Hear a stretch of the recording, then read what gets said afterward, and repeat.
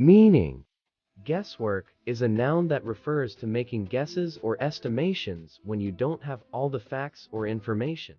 It's a bit like making an educated or intuitive guess based on what you know.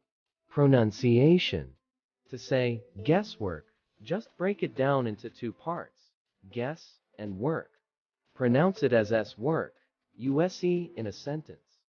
Here's how it can be used in a sentence. Without any data, their decision was based on pure guesswork. Synonyms: if you're looking for similar words, you can use speculation, conjecture, or estimation instead of guesswork. Antonyms: on the flip side, if you want the opposite, try certainty, precision, or knowledge. Conclusion: that's the explanation of guesswork.